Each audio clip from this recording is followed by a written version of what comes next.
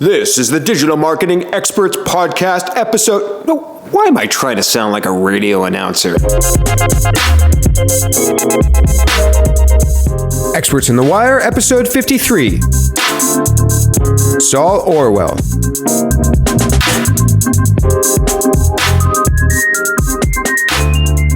Hey everyone, welcome to episode 53 of Experts on the Wire. If you were to walk up to me and say, Dan, choose an industry to build a website around to drive traffic from Google, what industry would you choose? I would probably not start with the medical or supplement industry. As I'm sure you know, it is so hard to earn Google's trust and to rank above sites like WebMD and Wikipedia and all these knowledge boxes they have now. But that's exactly what my guest Saul Orwell did with his site, examine.com.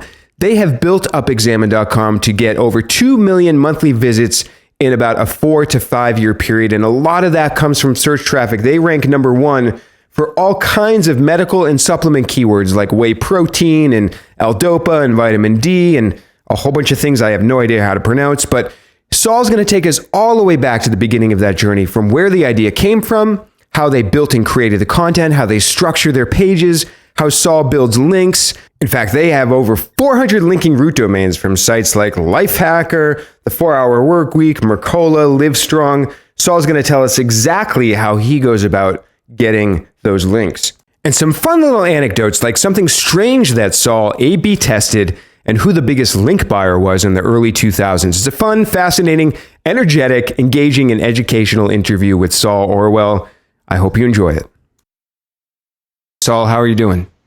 I'm doing great. Thanks for having me. Yeah. You changed your name. Tell us about that first. Yeah. So I've always been like an independent rascal from when I was a little child. And the idea that I didn't get to choose my own name was just unacceptable to me. And so when I finally became an adult and I had the power to do it, I simply did. And the fun part of it was, so for about a year, I basically A/B tested my name. I'd go to a party or an event or whatnot, and I would choose a new first name. So I'd be like, hi, I'm Hank, hi, I'm Aaron, hi, I'm Logan, whatever. And eventually Saul just fit really nicely and, change the first name, change the last name. The other thing also is culturally, my last name is like my father's first name. So there's not like a lineage that we keep. So it's pretty easy. And for those who are curious, the actual process is really simple. You literally just go to the office. They give you like a piece of paper that says your name is now this, and that's it. Everyone has to respect this piece of legal paper that they give you. Wow, that is a great story. I had to start with that. That's just such a great little anecdote. But we are going to chat a lot about link building and the growth of your site, Examine, in just a moment. But first, the guy that introduced us, Jason Quay, if I'm saying your last name correct, Jason, if you're listening, he said that you've been doing SEO since 2000, and when you consulted for Host Gator, that you got them ranking number one for reseller hosting, reseller web hosting, dedicated servers. It goes on and on. Can you give us a quick little background on what that experience was and maybe some things at the time that you did to get them successful? For sure. So, Jason's my number one hat man here. So I actually bought a site from Brent in like 2002 it was, that he had a Counter-Strike website. And I think I paid like $2,500 for it. And he used that as the seed money to start up Host Gator.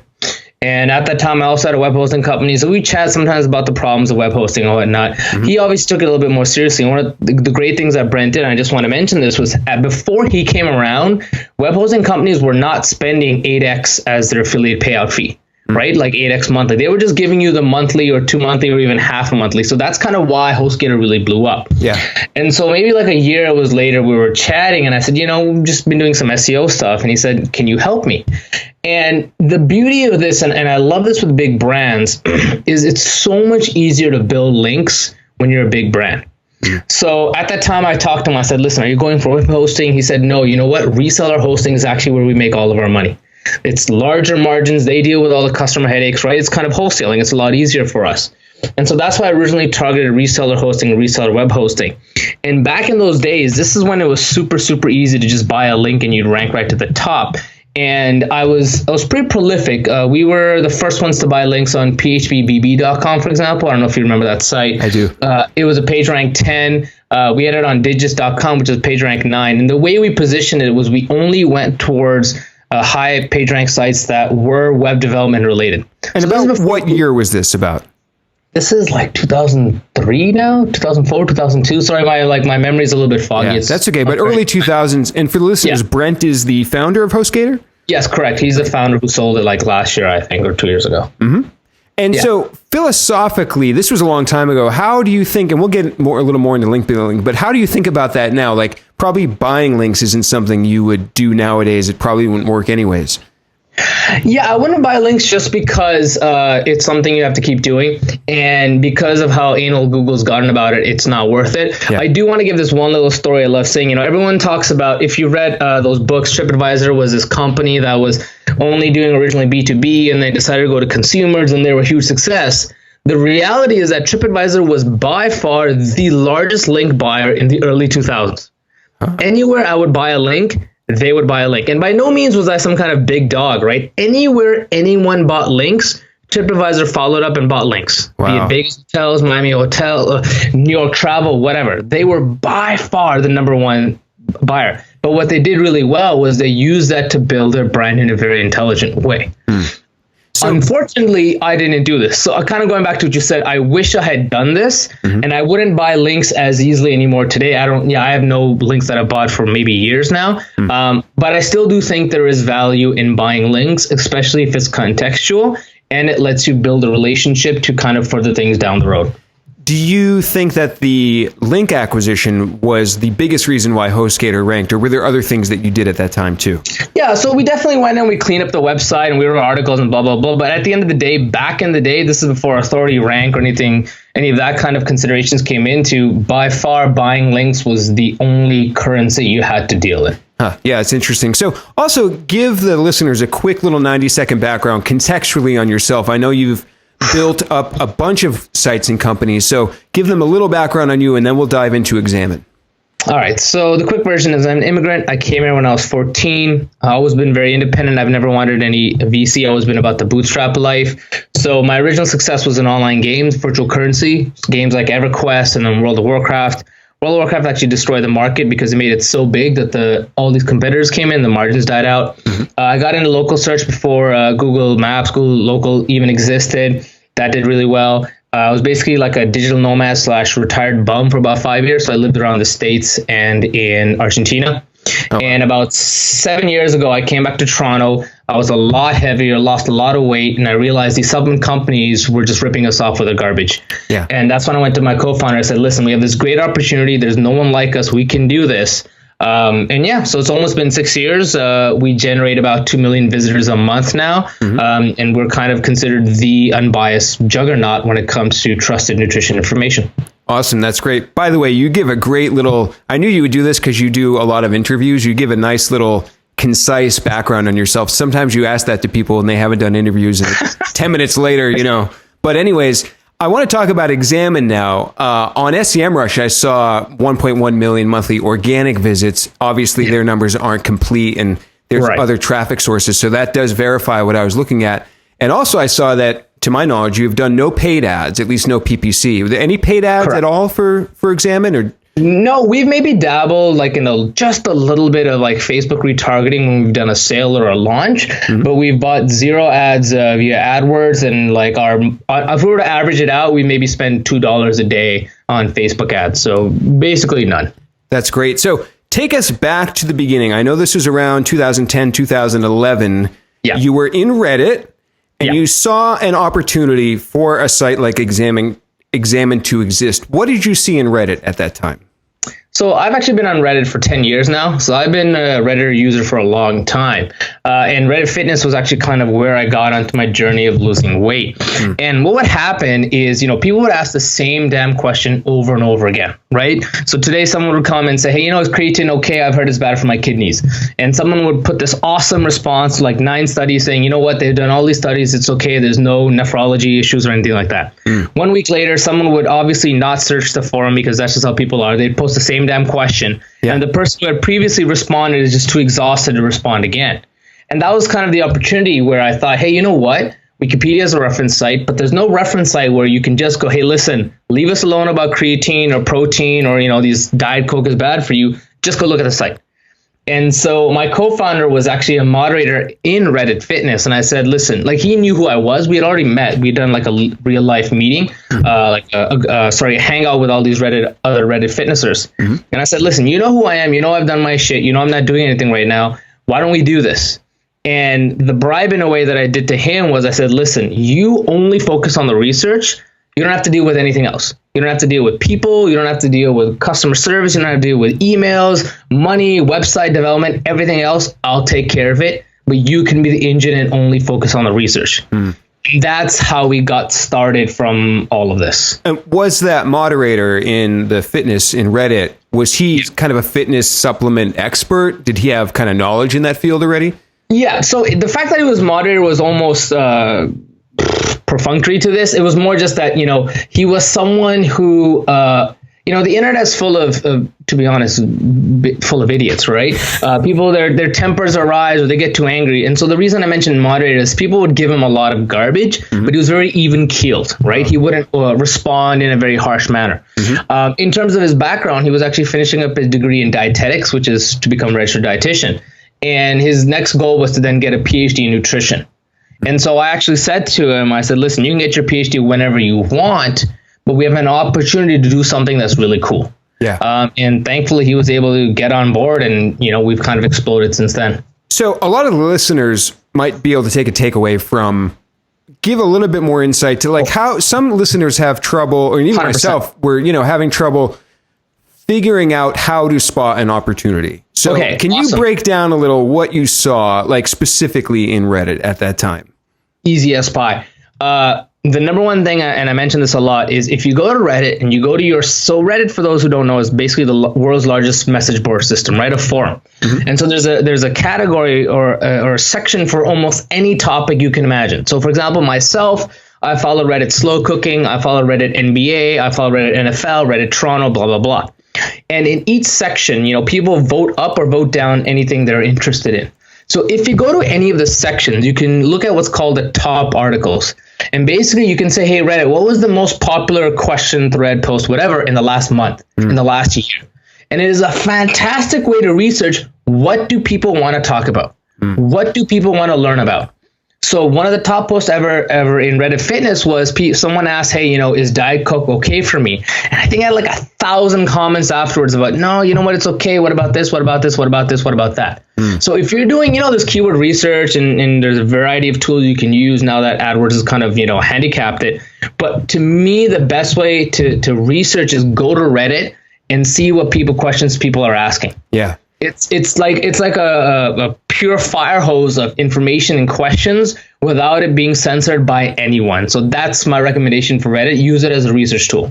By the way, there's a little lesser known keyword tool, the Reddit keyword research tool. It is keyworddit.com. So keywordit.com. I don't know if you've heard of this, Saul, but it's by the same. I have not. Yeah, it's great. I'll let you play around with it. I'll send you the link, but it is, I believe, developed by the same people that maybe did keywordtool.io or one of those long tail suggest tools. So it might be worth playing around for some of the listeners out there that want to check out Reddit. So you saw the opportunity. The earliest version of the site I could find in archive.org was from May 3rd, 2011. Right. It's literally a placeholder page. And there's some really great text on it. The last line, there's literally 2 sentences, but it says, no bro science, just in-depth scientific analysis, a damn useful site. So like from the very beginning, there's personality in this. Is that just something that's like a part of how you communicate? So at that time, especially then, bro science was basically a way of, it's the gym equivalent of saying it's an old wives' tale. Right. So, for example, bro science would be right after you work out, you have 10 minutes to eat your protein. Otherwise, you waste your workout. That would be an example of bro science. And maybe inadvertently at this time, now I'd be a little bit more, aware of it. But I was essentially using the language and conversation that our target audience would use.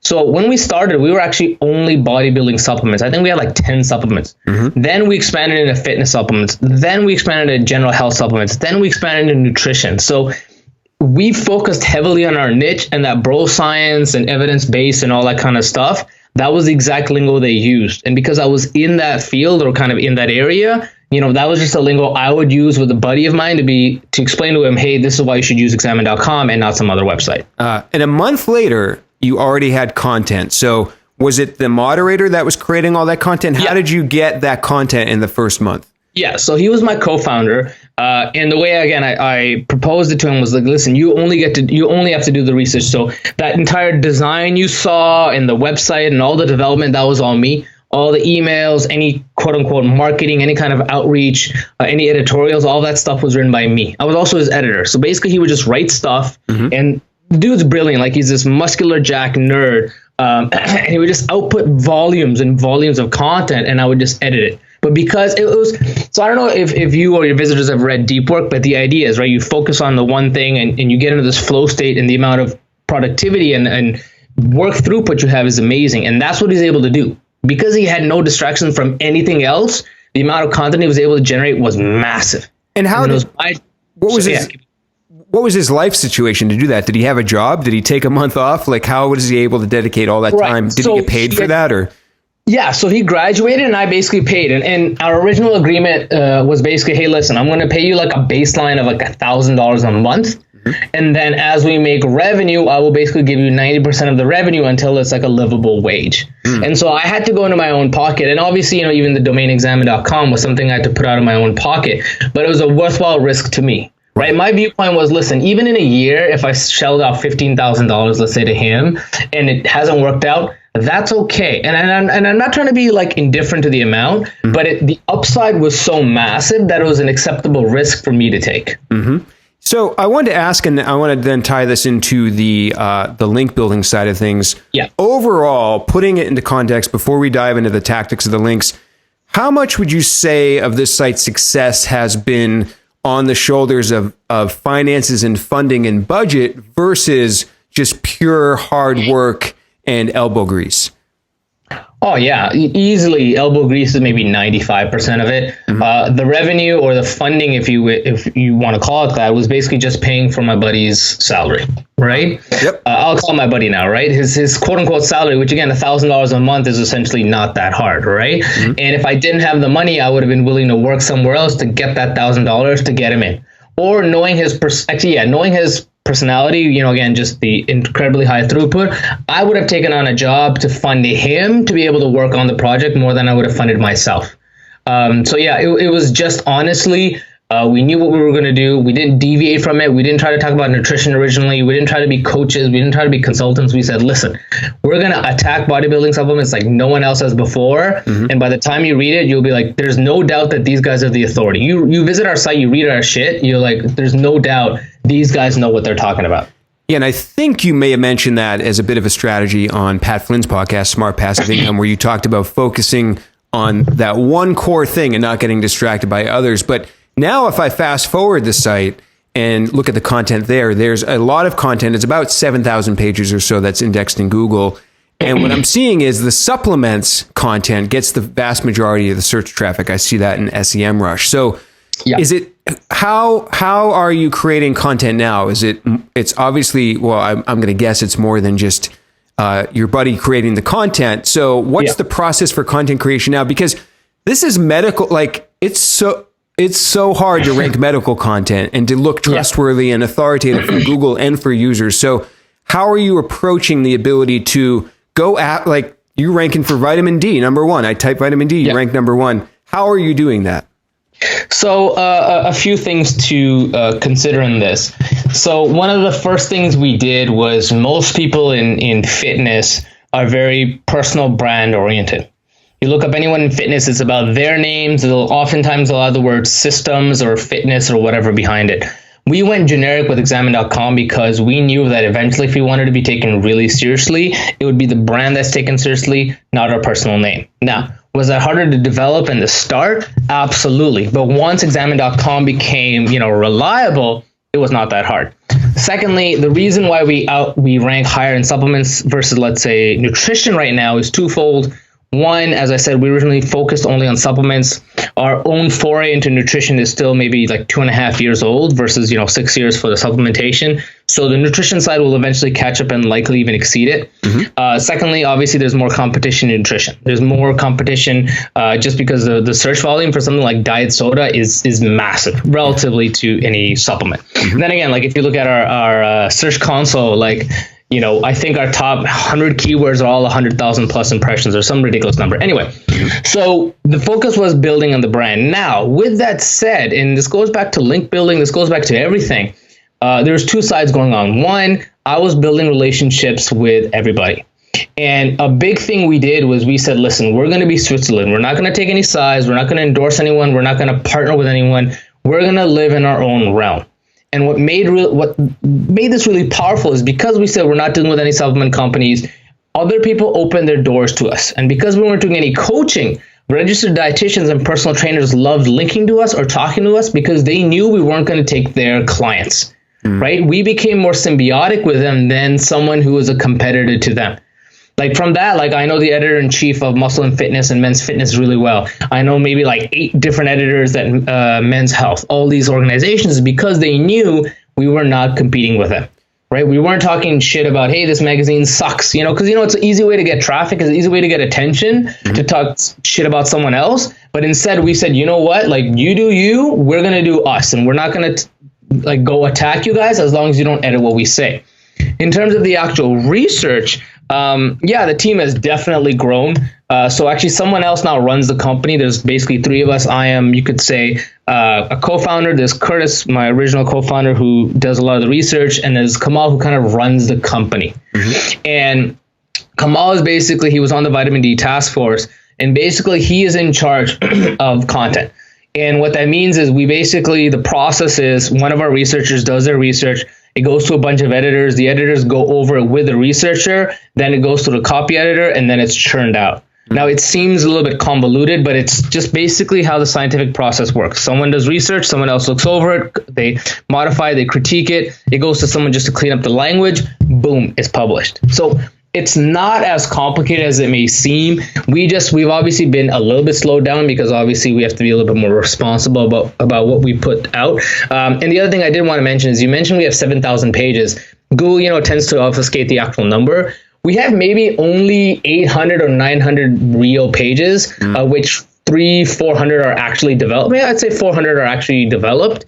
And the other ones are like our topical pages. So like a page on, you know, blood pressure, what supplements affect that, what nutrition affects that.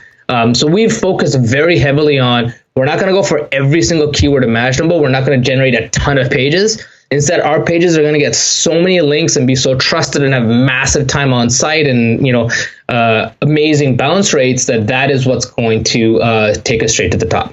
Yeah, the way I look at, I'm on the vitamin D page right now. I'm really relating this to like Wikipedia. Like if I were to say, what is this content like? It's very wiki-like. You have a section where I can look at the history of the contents. I can look at discussion about vitamin D. And then as I scroll down, you're referencing dozens or hundreds of resources. There's frequently asked questions. You have charts, you have diagrams. I'm very curious as to why you have the history of the content and what that's all about. So the history was, it was a bit of a homage in a way to Wikipedia. But it was also, our entire ethos is, listen, you can criticize our research as much as you want, as long as you criticize the actual research, right? Not us, not the individual, not the design, not anything else, not our friends, whoever. And so the history was basically our way of saying, listen, everything we're researching, we're putting it publicly. And every single iteration or version we do is in our history. You're welcome to go through our history. You're welcome to see how we've made mistakes and we've corrected them. So it was really I wouldn't say play, but it was, the component of it was transparency to show, look how we've evolved, look how we've changed, and we'll continue to do so over time. Yeah, and by the way, you have 359 references on the vitamin D page. Also, how much do you feel as if the elements of the page structure, what's on it, is echoing trust and unbiased to the user, and how much do you feel like that goes back into your ability to rank? So honestly, this is a big thing that people especially know me is, I've built other companies before. I have a few other projects coming up. I mostly don't care for other people. I'm building this for myself. Yeah. I'm satisfying my own curiosity. It's good that you're honest about that. I know who I am and I don't deny it. Yeah. So when you look at the page, when you see like things to know and summary and how to take, those are just things I was curious about.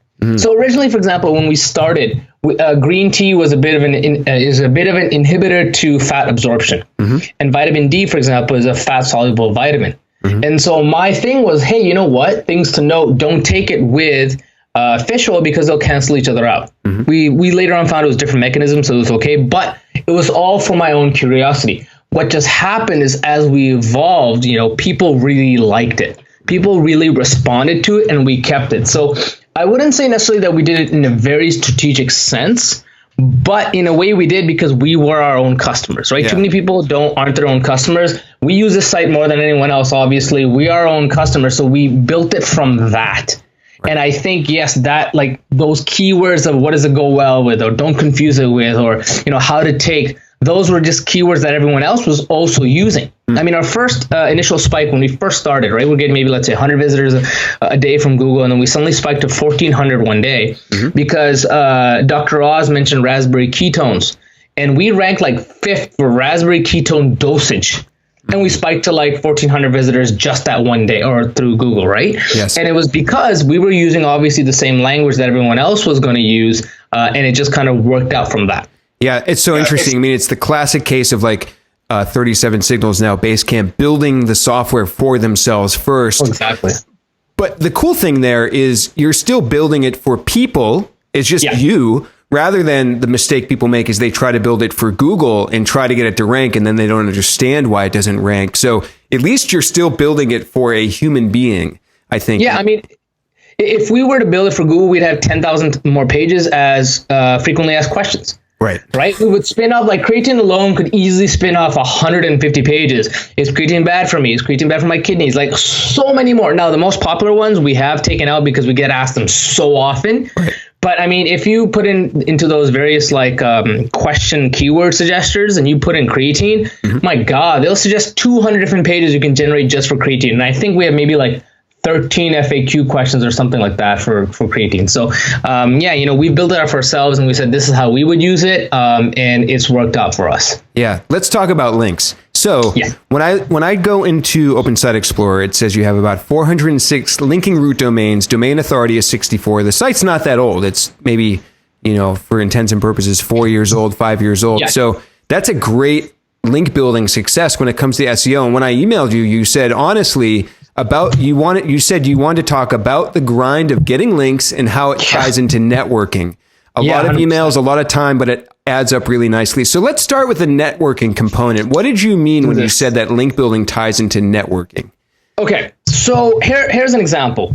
In the last week or so, I was on Ramit Sethi has a website called Growth Lab. So I wrote a little bit about how I structure my Fridays, and I think it actually came out 8 days ago. And it was really well received by his audience, so he emailed on it. At the same time, I was on a few popular podcasts like Brian Clark's, and I got all these people contacting me, right? So I I had like 500, 1,000 people signed up for my email list over the course of a week. I think 50 or 60 of them responded to my initial like, hey, what's up email that, when you sign up. And I think maybe a dozen or 15 of them said, hey, you know what, I love to talk to you. But the problem, and I don't want to sound egotistical or arrogant here, was every single request to talk to me was incredibly self-involved for them and gave me nothing, right? The worst thing you can ever hear from someone is, hey, I want to pick your brain. And you just go, okay, but why, right? Like I don't, again, I am at most a D minus, E celebrity, right? But I'm still, even at this D minus level, I'm still being inundated by people who want my time and, all this kind of stuff. And for anyone who knows me, I'm very obsessive about my time. And so going back to networking, my entire thought was why? Right? Why would I want to talk to you? Not a single person made a compelling case to be interesting, to be unique, for me to go, okay, why would I want to talk to you? So the reason I mentioned this networking aspect is we want to work with people we like. And when I write an article, for example, when I wrote that article for Ramit, in the middle of it, I linked to something called the Productivity Planner.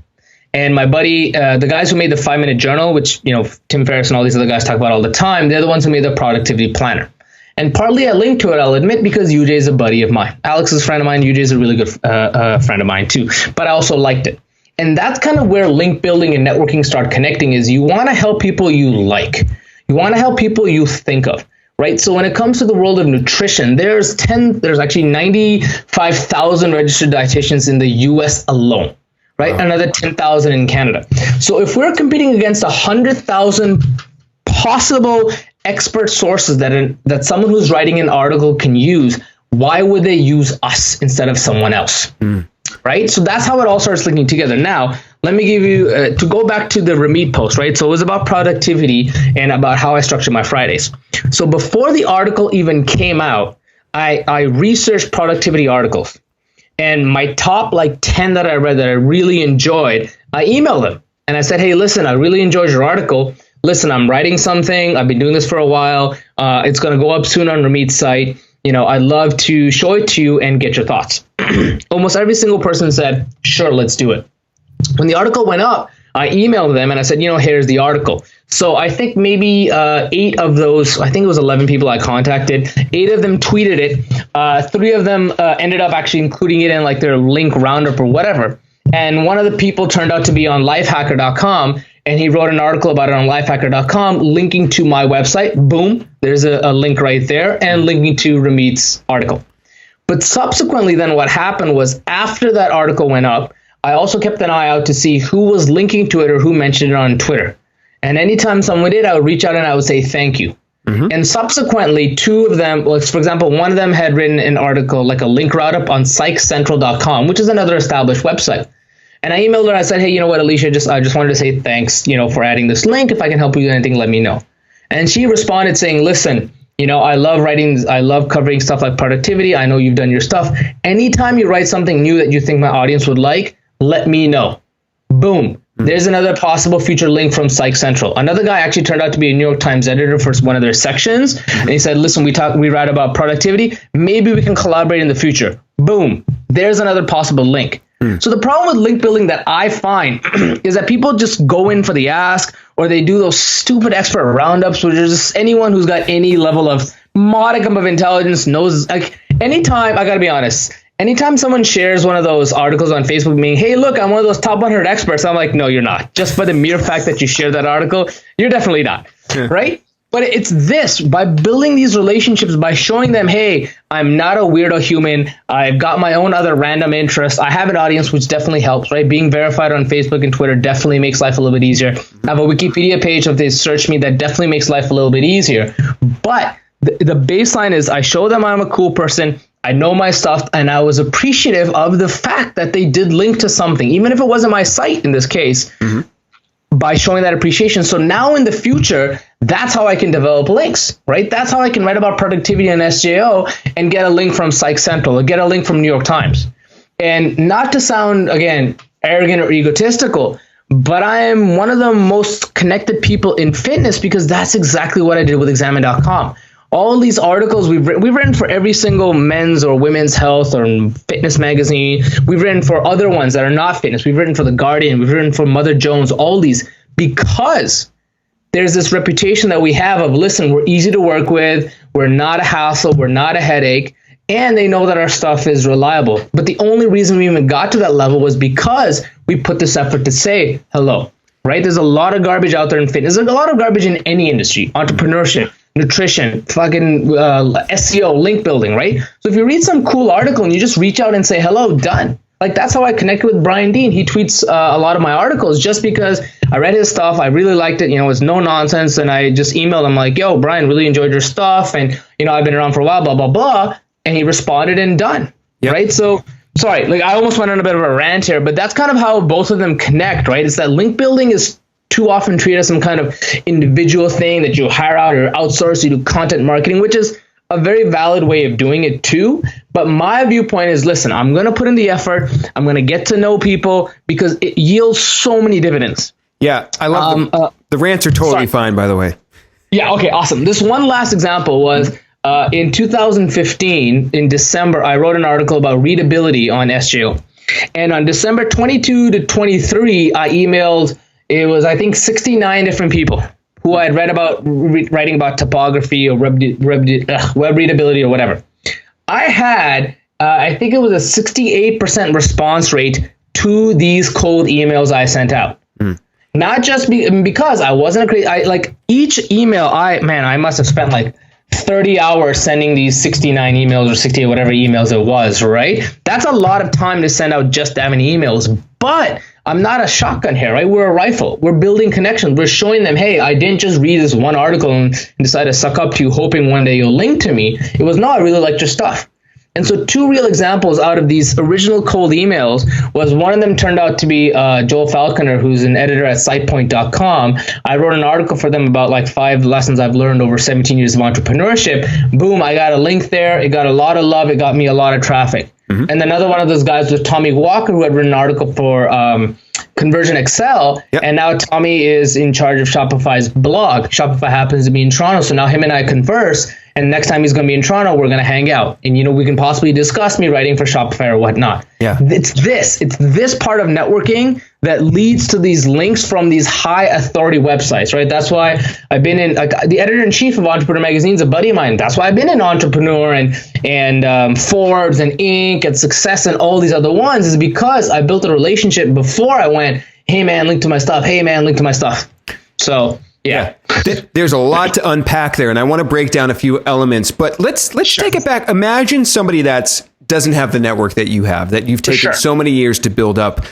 For sure. Part of the ingredients are you need something sort of worthy that represents you in the web, like a website or content or something. That's an assumed ingredient, I'm going to say in this case, right? Let's say somebody has been blogger and they have a site, they have something that sort of shows that they know what they're doing, they know what they're talking about, it's worth being linked to or mentioned.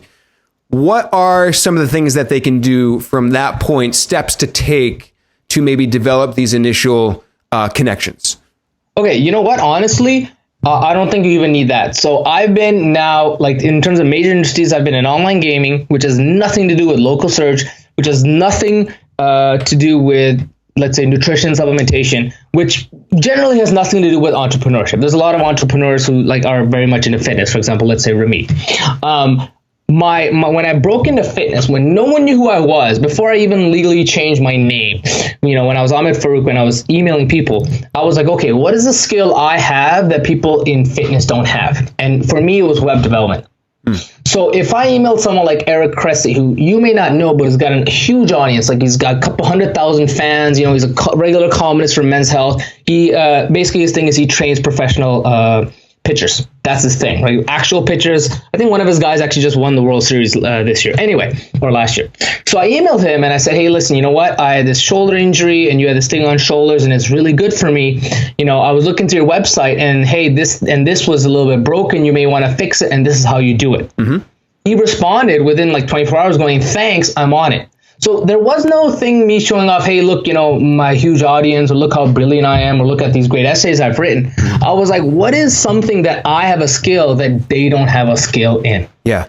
Right. That to me is the basic ingredient. That's where, if you're completely unknown and you're building your network from scratch, that's how you tend to be useful. So Jason, who introduced us, right? How did I originally get connected with him? It was through his stuff with content marketing, right? He was talking a little about this, about content. Hey, you should do this, or hey, you should do that. And I was like, all right, this guy seems to know his stuff in a topic that I am not an expert in. I will listen to him, right? I'll give him, let's say, the benefit of the doubt or whatnot. And then, you can investigate. So I don't even necessarily agree that you need this super kind of baseline or some kind of blog. With that said, obviously, if someone's Googles for you, you want to manage your reputation. Yeah. And anyone who knows me knows that I'm not that big on social media. I don't have an Instagram. I don't have Snapchat. But it behooves you to have an Instagram account, to have a Twitter account, to have a Facebook account. If I was starting, this is what I would do. I would create these accounts. So at least if someone searched for my name, the top 4, 5, 6 results were under my control. Yeah. Yeah. Right? And after that, when you're saying the steps the best way to connect with anyone, honestly, is on Twitter. It's so easy. People tweet things, and if you respond and you respond in a coherent manner, people will respond. People will listen. Like So I'm on Schwarzenegger's advisory board. So every couple of months, I get a tweet out, or Arnold tweets out, and my handle's also in the tweet. Mm-hmm. And the responses that he gets are so ridiculously stupid that I don't even know where to go with it. Yeah. Like, you just look at them and you go, my faith in humanity is completely shattered by this stream of tweets. Tim Ferriss gets a lot of those too. I know. Why do people write back to people like that with just such stupid, sarcastic, non-helpful answers? I have no idea. And the other thing that's really weird is, let's say I tweet out something that's slightly inaccurate. The correct tweet is not to say, hey, you dumbass, you're wrong, you're stupid. Yeah. No. Like, the correct response is, hey, you know what? I looked into this. Have you looked at this? Or, you know what? I'm not sure this is true, blah, blah. Like, it's so weird that. So one of the things if I can pride myself on is I'm the same online as I am offline, mm-hmm. where people develop this weird, like, incredibly aggressive, aggro, personality online. So I would go on Twitter and I would tweet at, someone intelligent, someone smart, or someone I want to, like, build a connection with, mm-hmm. and respond to things they're saying. That's it. And once you build up this relationship, once you start conversing with someone, asking someone for a guest post is like the easiest thing in the world. Right. Like, anyone who knows their stuff, they're not afraid of having a no-name person guest post. Right. They're afraid of having someone stupid guest post. They're afraid of having a garbage guest post. And that's the truth. Yeah. Right. So how did I get on SitePoint? Because I just tweeted and emailed Joel, and he's like, yo, I like your stuff. You seem like a no-nonsense person. Yeah. Right for me. How did I get on Ramit's site? Same thing, right? Like, I knew Ramit. We've hung out a few times, and I just said, hey, listen, you know what? I didn't even email him. I emailed his assistant, and I said, hey, listen, I want to write a guest post for Ramit. And she knew who I was, and she didn't even bother, or maybe she did. I don't know if she asked for me, but she immediately connected me with his editor or editor-in-chief or whatever he was, or executive, and we went from there, right? Yeah. So it's that. Just show that you know your stuff, and build that relationship, and that's when you can go in for the ask of guest post, or hey, I want to help you manage this podcast, or like, that's even another easy one, right? If someone's got a podcast or someone's writing, you're like, hey, listen, who does your editing process? I can offer to help, and that's the problem. To again break it down, when people offer to help, it's too generic, right? They just say, hey, if you need anything, I can help. That doesn't help me. That's like, I need to now put in the effort and go, like, what do I need help with? Yeah. But if you say, hey, listen, you know what? I saw that you don't have a lot of graphics on your in your posts. I can definitely round up some great graphics that we can insert into your post. Now I'm like, okay, you know what? This makes sense. Let's do it. Or you know what? I can be another round of, hey, I found this typo. I found that typo. You know what? I can be a proofreader for you. And now I'm like, okay, this makes sense. Right. So it's just that people think they have to do these huge steps, or this huge, like, oh, I'm going to send them a gift or this box or make this huge impression. No, just be simple. Show that you're better than him or her at one topic, and just go from there. I have a quick example, then I want to circle back to something. So sure. I've been listening to Mixergy for years. I think Andrew Warner, he's one of my favorite interviewers, and I like the show that he runs there. And I'm not going to call anybody out, but he interviewed a founder of a company whose traffic had grown a lot in the last couple of years. But I noticed in SEMrush, because I pay attention to what they talk about, because I'm interested in how other people are growing their traffic. But I noticed in SEMrush, when I searched this site, they were getting a lot of their traffic actually from, let's just say, not great search terms. They bordered on provocative, let's say. And right, so let's go with that. I know that Andrew talks about using sites like, I think, Search Metrics and maybe Compete and Quantcast to do his research on traffic. Yep. I'd never heard him mention SEMrush, so I took a couple screenshots and I emailed him a quick little email. I was like, just told him, hey, Andrew, you might want to look at SEMrush when you're researching guests. He wrote back in a few hours. He was like, thank you. I love you for this. Done. We're going to use SEMrush on every person we interview now.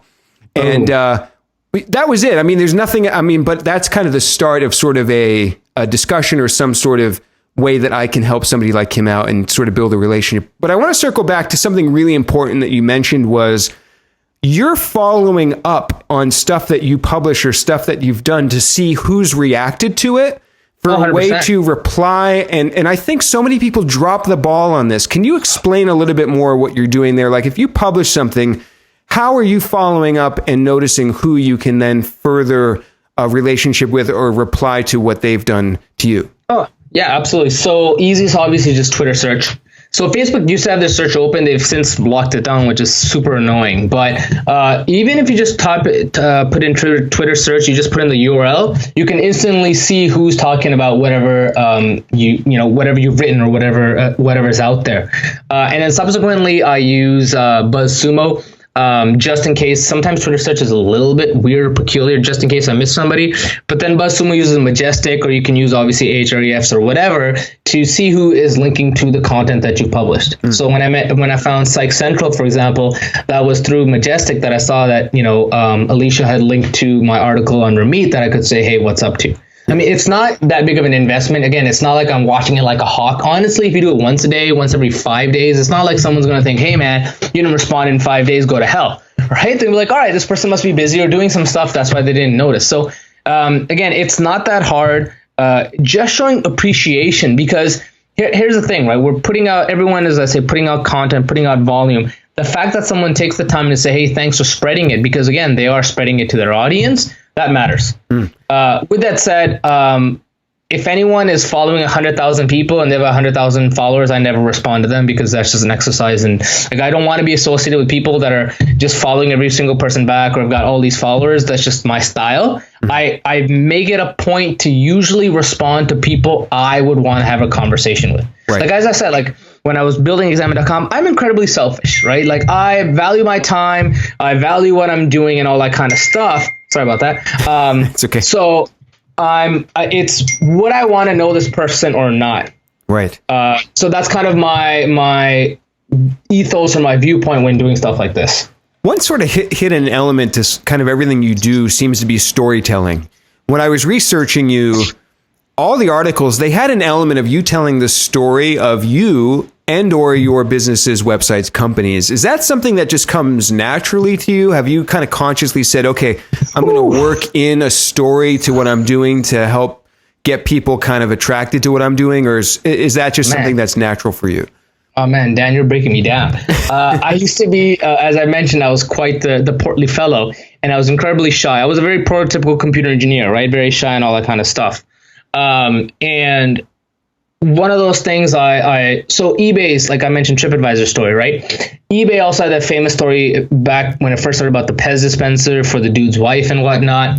Turned out it was completely fabricated. Really? And it was these kind of things that I learned, wow, story matters. And I am a, voracious reader, and I love a good story. And so it was kind of from that I learned, listen, people don't care about like tactics and all that. Those are important. But people want a story. They want to understand you, or what makes you drive, what made you do this, what made you do that. And so that's kind of where I got the seed of this idea. But in fact, in the year 2016, my goal was to become a better public speaker. So I spoke at, I think maybe the single most cringe thing I've ever done in my life is watching myself speak at an event. It's just so like, you think hearing yourself is bad. Oh my God, when you actually see yourself moving too, you're like, oh my God, I look like this? Like, oh my Lord, I actually put a paper bag. This is just hideous. No one needs to see this. Yeah. But that was my goal for last year, was how do I connect with people better? Like, communication is such an important skill that no one develops, right? We talk about networking. We talk about writing content. You read anyone who writes great content, they yarn a story, right? They don't just tell you things. They put it in ways that you read it and you're like, this is really interesting. So a buddy of mine, John Romanello, he writes at romanfitnesssystems.com. He is a fantastic writer. He can talk about the most boring thing. He can talk about how to make your chest pop more, but he'll write this beautiful crafted story, at which point you go, this makes sense. Yeah. Right. So to me, it's always like there's, we talk about like fables, right? And all a fable is a lesson with a story attached to it. So if I want to do the same, if I want to get my message across, I need to do it in such a way that someone reads it and they go, okay, this makes sense, right? It's not just, hey, look at me, I worked hard and now I'm rich and blah, blah, that's garbage, right? People talk about, I just lifted myself out my overalls and I worked hard. Like, you know what? That's not that special. What made you more unique? So yeah, 100%. I think if there is one skill set I could ever tell anyone that you should definitely focus on and should definitely learn, it's storytelling, because that's just incredibly powerful. Yeah, and I ask, and by the way, for the listeners, we do have many episodes about storytelling. You can go back and check the archive. But I asked that to you specifically because, I'm sitting here and I'm thinking, I'm a bit of an extrovert. I'm naturally sort of just good at networking. It's comfortable for me. It's fun. I enjoy it. I get my energy from people. But I'm wondering about the people sitting there going, well, I'm shy. I'm an introvert. Yeah. I don't like people. But it sounds like this is something that you had to come out of your shell as well and develop. So maybe a few words of like encouragement or tips for people that are not naturally good at networking that might help some people, make some more connections. For sure. So two things. One is just observe how, let's say, charismatic people or extroverts act and talk. Look how they engage with people. Like I'm a big believer in pattern recognition, noticing what successful people or whatever do that are good at X or Y, right? So if you have a friend who's really outgoing, or let's say you're a dude and you have a friend who's really good with the ladies or whatnot, right? Observe what he does. Observe how he operates. Observe how he acts.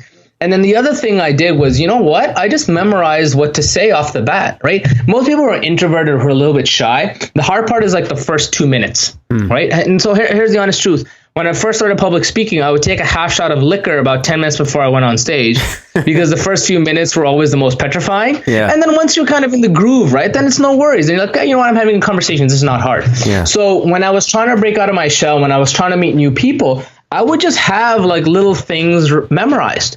So I would know on the back of my head, I'm like, okay, things are a little bit awkward. Hey, you know what? I can talk about this. Or like when I first, how do you first say hi? I just memorized like, I'm going to say hi. And then I'm going to say, what's like a big win you've had this week? Or, what's something you're excited about coming up? Like I try to start it on a positive note. Yeah. So I just memorize this, right? So it's almost like that, you got to prepare yourself. I just memorized these things, and I found once you got going, it was a lot easier. It was always like that initial inertia, getting that momentum. That was the hard part, and that helped me a lot. That's great. And I noticed you're doing a fair amount of podcast interviews now.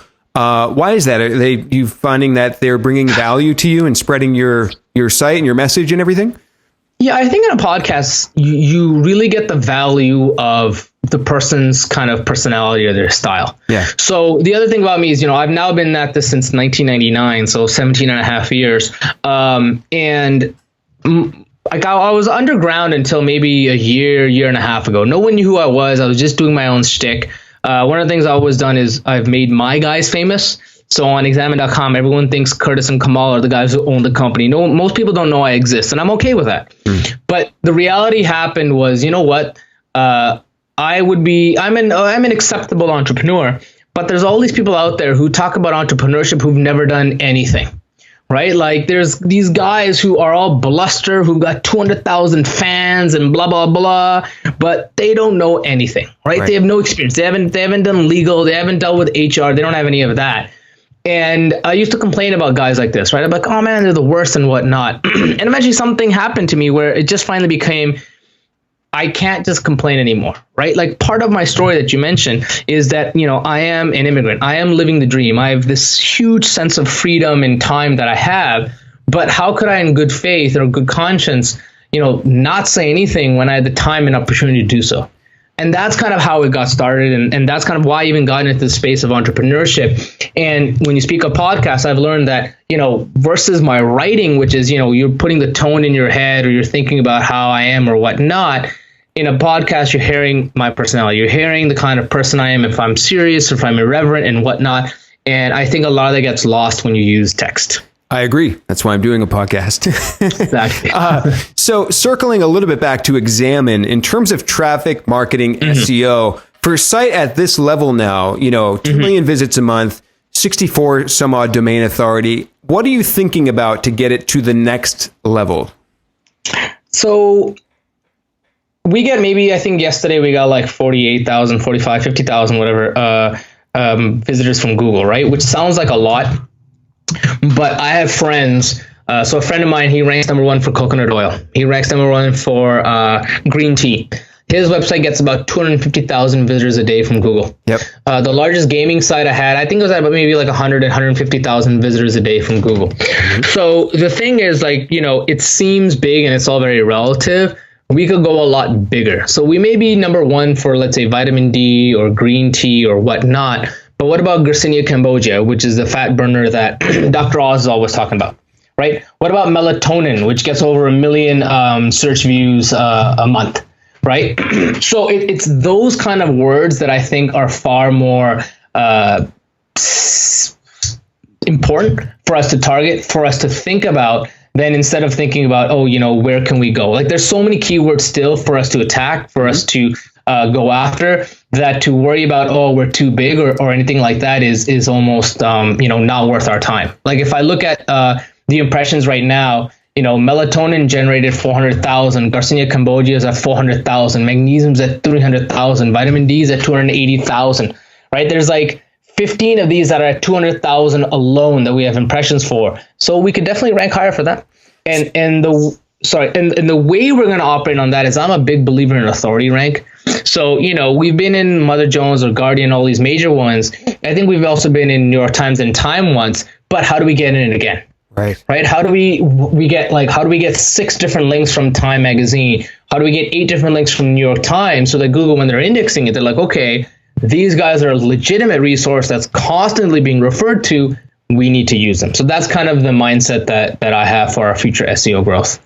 Right. So you're thinking about the bigger keywords with bigger volume, coupled with being on the bigger sites with higher authority more often as possible. Do you have any strategic ideas for how to make that happen? Like, how are you going to be in New York Times 6 times?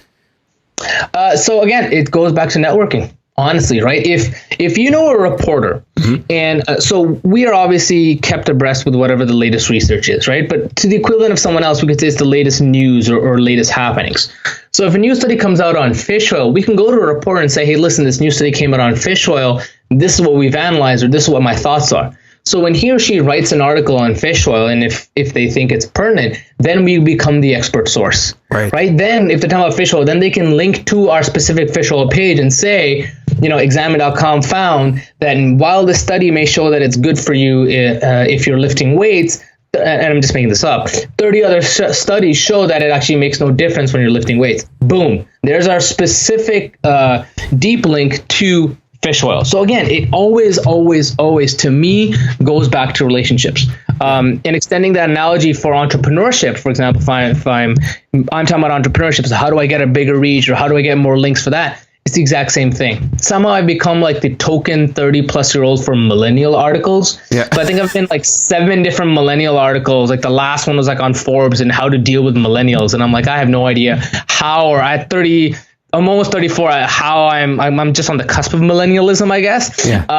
But it's the same thing, right? They know they can come to me and I'll give them a quote, or I've got experience, or I'm easy to work with, or I'm not going to demand this or demand that. So boom, there's all the influx of links that I'm getting for SGO is all because of that. Yeah, it's super interesting. So we have a minute or two left. Tell us quickly about Cookie Life and this event that you just had in Toronto. You sent me a picture. I'm going to post the picture right in the show notes if that's okay with you. Tell us about Cookie Life.